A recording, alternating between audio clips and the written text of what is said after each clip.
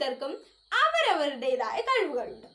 ആ കഴിവുകൾ ഏറ്റവും കൂടുതൽ പ്രോത്സാഹനങ്ങളും അംഗീകാരങ്ങളും ഏറ്റുവാങ്ങുന്നത് വിദ്യാഭ്യാസ കാലത്താണ്. വിദ്യാലയങ്ങളിൽ നടക്കുന്ന ഓരോ പരിപാടികളിലും പങ്കുചേരുമ്പോഴും അവയിൽ മികച്ച പ്രകടനം കാഴ്ചവെക്കുമ്പോഴും നമ്മുടെ കഴിവുകൾ മറ്റുള്ളവരും തിരിച്ചറിയുന്നു. പക്ഷേ ഈ കോവിഡ് മഹാമാരി ലോകമൊട്ടാകെ പിടിച്ചലിക്കുമ്പോൾ വിദ്യാലയങ്ങളിൽ പോകുവാൻ നമുക്ക് സാധിക്കില്ല. എന്നാൽ നമ്മുടെ സ്കൂളിൽ ഏർപ്പെടുത്തിയിരിക്കുന്ന സർഗവേള എന്ന പദ്ധതിയിലൂടെ നമ്മുടെ കഴിവുകൾ പ്രകടമാക്കാനുള്ള അവസരം നമുക്ക് ലഭിക്കുന്നു. അപ്പോൾ ഞാൻ നിങ്ങളെ ഓരോരുത്തരെയും 9D ക്ലാസിന്റെ സർഗവേളയിലേക്ക് സ്വാഗതം ചെയ്യുന്നു.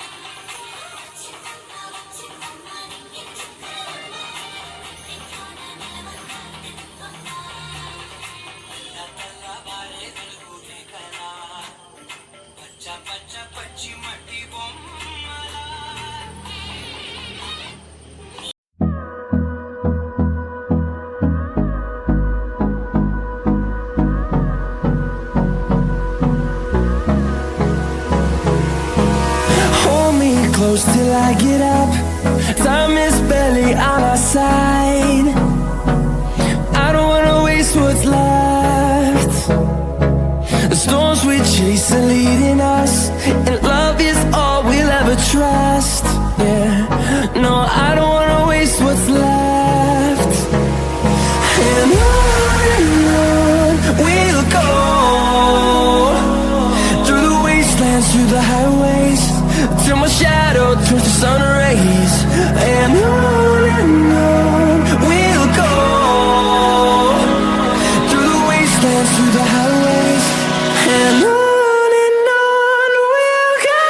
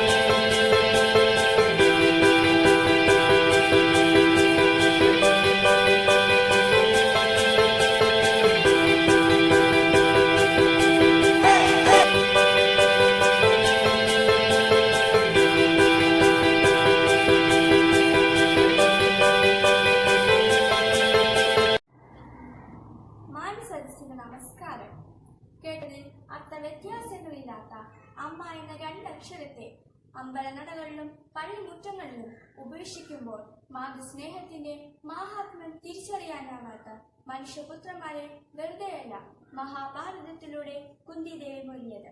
ദുഃഖം തേജ്മി ജനാർദ്ദന. ഓ ശാന്തമേ, ഞാൻ പറയുന്നൊന്ന് കേൾക്ക്. നോ, ഇനി ഒരു കോംപ്രമൈസിന് ഞാനില്ല. ശാന്തമേ, അവൻ എന്റെ അമ്മയാണ്. ഓ ഒരമ്മ. ആ തള്ളയുടെ മൂക്കി ചുവപ്പിച്ച ചുണ്ടുകളും കോമ പിടിച്ച പല്ലുകളും കണ്ണു തന്നെ എനിക്ക് അറപ്പാം. ശാന്തമേ, നീ ഒരമ്മയല്ലേ? Yes, that I know. But എനിക്കും എൻ്റെ മക്കൾക്കും വേണ്ടിയിട്ടുള്ളത് ഞാൻ സേവ് ചെയ്ത് വെച്ചിട്ടുണ്ട്. മക്കളെ, ഈ അമ്മ നിങ്ങൾക്കൊരു ഭാരമായി ഇല്ലേ?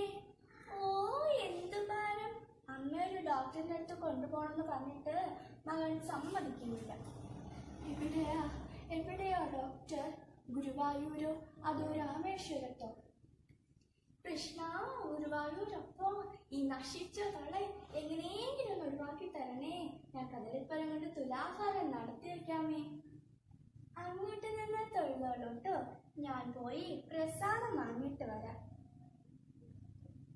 കൃഷ്ണ, എൻ്റെ മക്കളെ കാത്തോളണേ. നട അടയ്ക്കാൻ നേരായിരുന്നു. മുത്തശ്ശി പോണില്ലാന്നുണ്ടോ? എവിടെയായിരുന്നു കുട്ടിയോട്? ഇന്ന് പോലെ അവരിനി വരുമെന്ന് വിചാരിക്കണ്ട.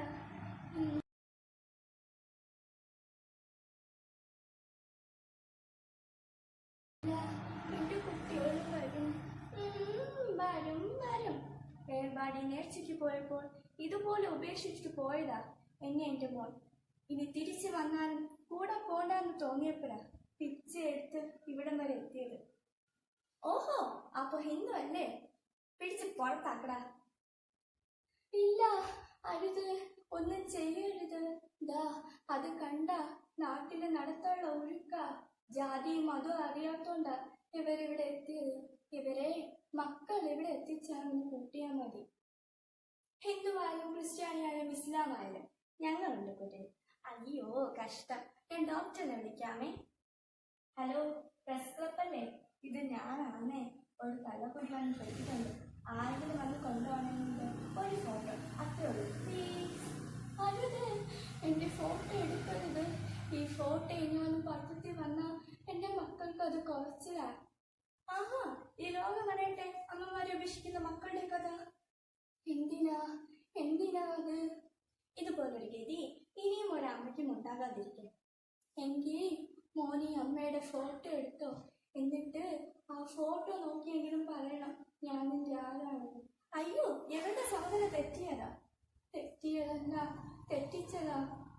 ഭ്രാന്താണെന്ന് പറഞ്ഞ് ആശുപത്രി കൊണ്ടാക്കിയില്ലേ നീ എൻ്റെ അമ്മയെ? ആ അമ്മയാടാ ഞാൻ. എന്നിട്ടാണോ നിന്റെ യാതൊരു സേവനം? അരുത്, എൻ്റെ മോനെ ഒന്നും ചെയ്യരുത്. ഞാൻ അവൻ്റെ അമ്മയാ. 10 മാസം ചുമന്ന് നൊന്ത് പ്രസവിച്ച അമ്മയാ ഞാൻ. ഇല്ല കൃഷ്ണ, ഗുരുവായൂരപ്പ.